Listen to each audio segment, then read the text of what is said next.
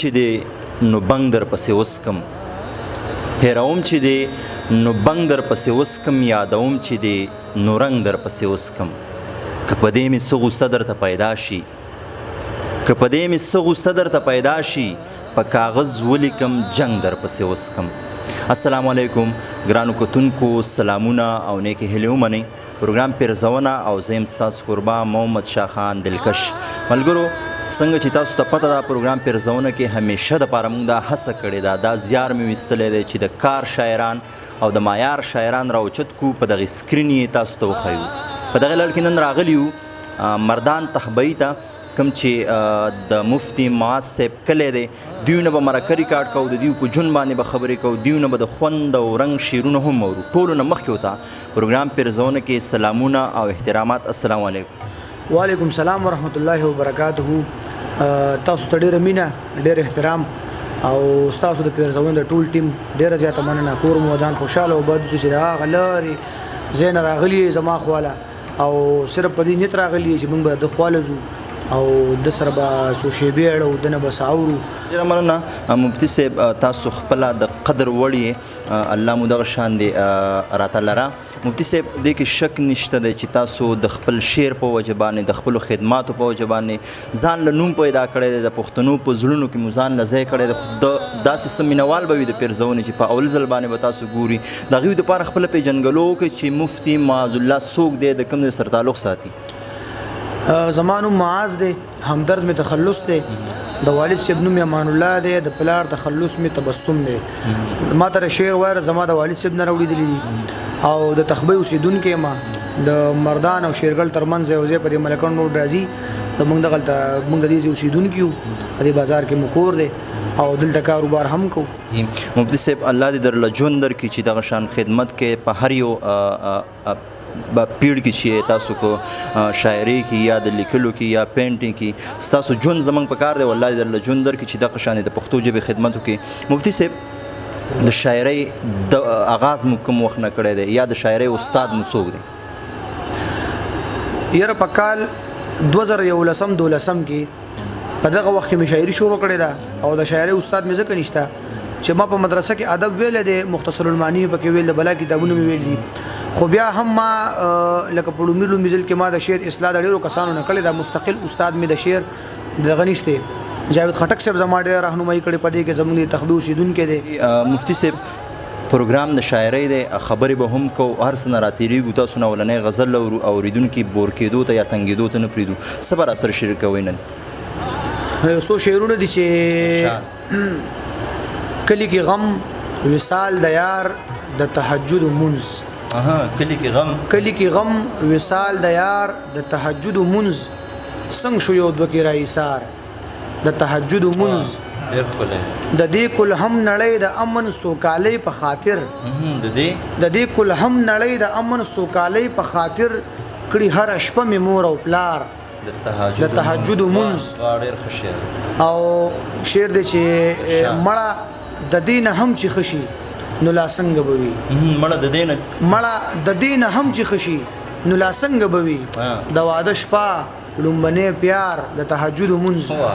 بیا وایه دا شعر. مننه. مړه د دین هم چې خشي نو لا څنګه به وي، د واده شپه لومبنی پیار، د تهجد منځ. او دا درې څیزونه په ایمان معاذ ژوند راکوي. دا درې څیزونه په ایمان معاذ ژوند راکوي.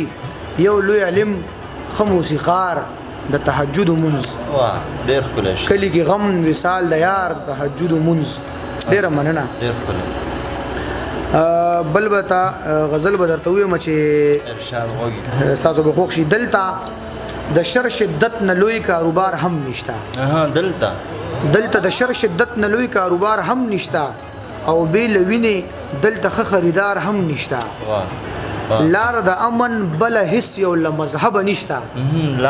لار د امن بله هیڅ یو له مذهبه نشته، خو له مذهبه دلته بل لوی هتیار هم نشته. بیا وایه دا شعر. لار د امن بله هیڅ یو له مذهبه نشته، خو د مذهب نه دلته بل لوی هتیار هم نشته. بربنډه ځمکه، غورځېدلې روجې، دو ماشومان بربند ازمکا غورځېدلې روجي دو ماشومان په سره غرمۍ خوري په خپو یې پیزار هم نشته. شعر دی بیا ووایه دا بربند ازمکا غورځېدلې روجي دو ماشومان په سره غرمۍ خوري په خپو یې پیزار هم نشته. او شعر دی چې وزیر خور کډه کوي د په چک پوسټ ولاړه.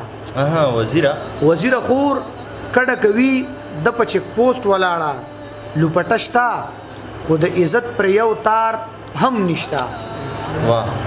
او له مسلمانه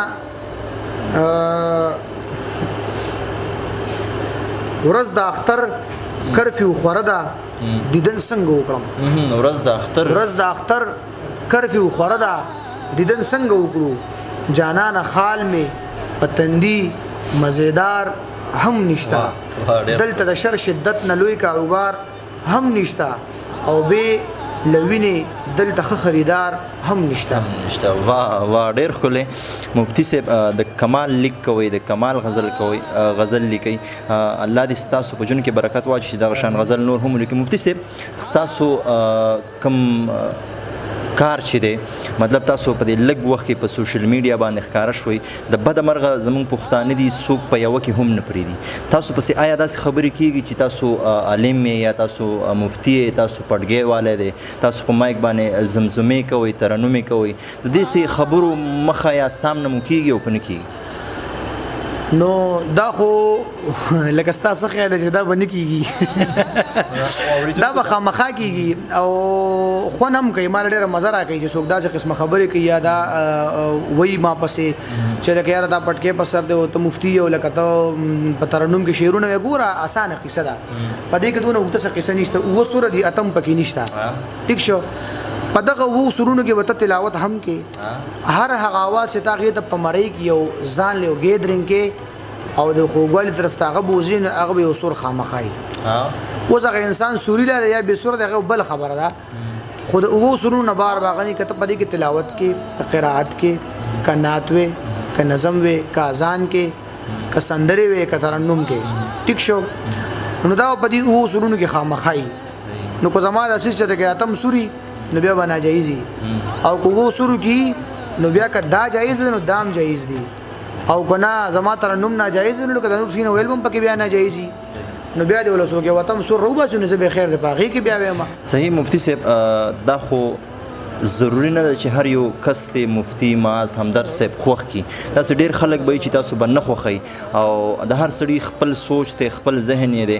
زه وایم چې الله پاک دې د مفتی معاذ الله همدرد صاحب په شان دی بلها مفتیان پیدا کړي چې د پښتو ادب دپاره د پښتو دپاره کار وکړي او موږ پرې فخر وکړو موږ پرې ویاړ وکړو. مفتی صاحب بل به را سره څه شریکوي په زمزمه کې را سره شریک کړئ چې خوندونه ترې واخلو. او زه به تا غزل به ته ووایم په ترنم کې چې سوال چې مې نه کو جانانا نور به څه مې کول سوال چې مې نه کو جانانا نور به څه مې کول ستا د جواب څوک ورمانا نور به څه مې کول سوال چې مې نه کو جانانا نور به څه مې کول زما نور سوکو ما بچا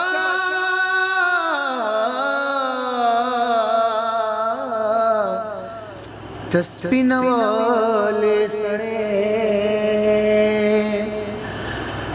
زما نور سوکو ما بچا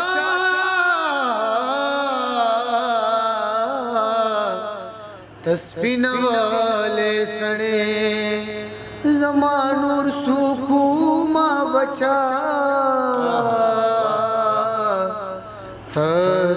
تسپینواله سړې زما بچیا زما خانه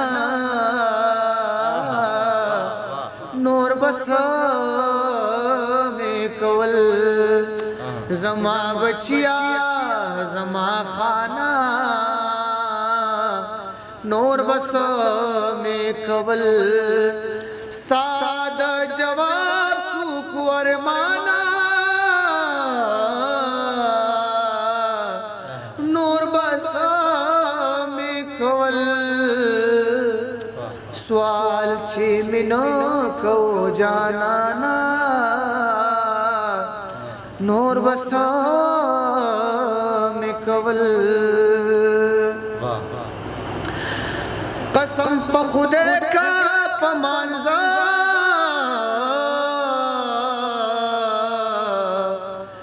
کہ بہم ہے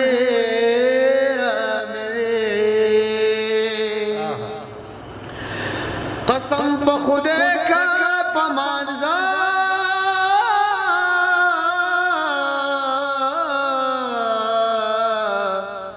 کہ بہم ہے قسم پا خودے کا پمانزا کہ بہم ہے راموے جوان لکسو بیلتانا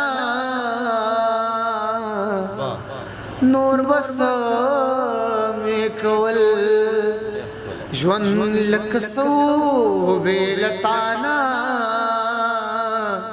نور بس میں کول ستا د جواب سوک ورمانا نور بس میں کول سوال چھ منا کو جانانا نور بس میں کول ما چه پتا نکړو غیرت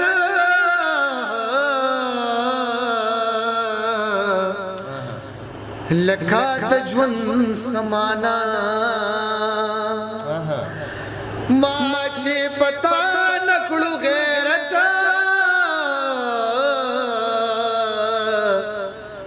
نو لکه ژوند سمانا ما چه پتا نکړو غیرت نو لکه ژوند سمانا زما پټ کیا پما ګرانا نور بس میں کول زما پټ کیا پما ګرانا نور بس میں کول ستا د جواب سوک جانانا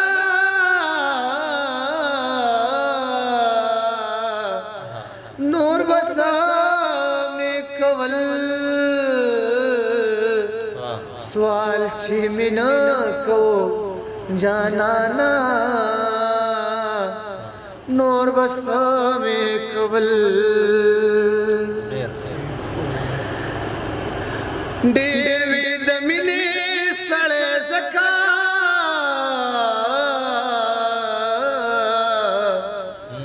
در پسې درتلما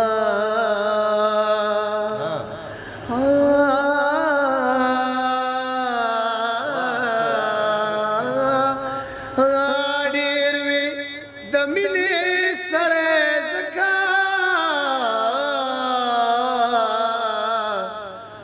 در پسې درتلما ډېر وی د مینې سړی زکا در پسې درتلما په باچا خان پسې روانه نور بس میں کول په باچا خان پسې روانه نور بس میں کول ستا د جواب جواب جواب جواب سوک ورمانا نور بس میں کول سوال چې مینه کو جانانا نور بس می کول مقتل چې ما ززا غره د هر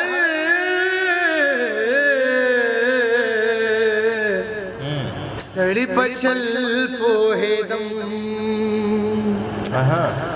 ما ززا غره د هر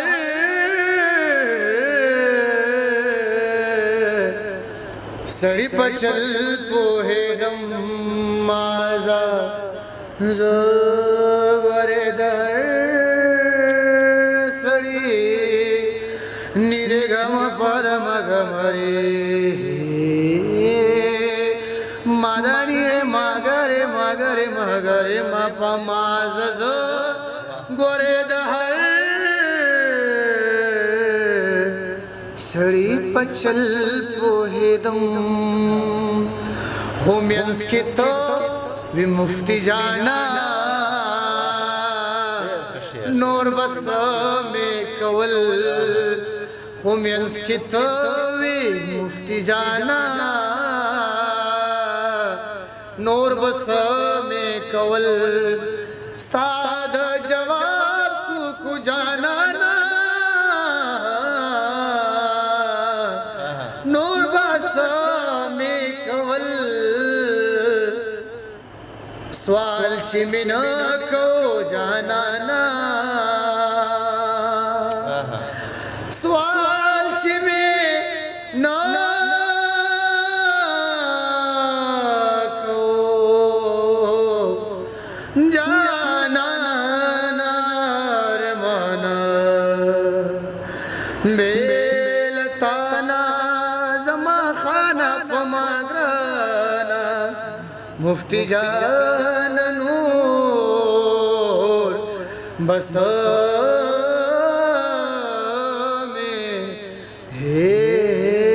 कवल तेरा मानना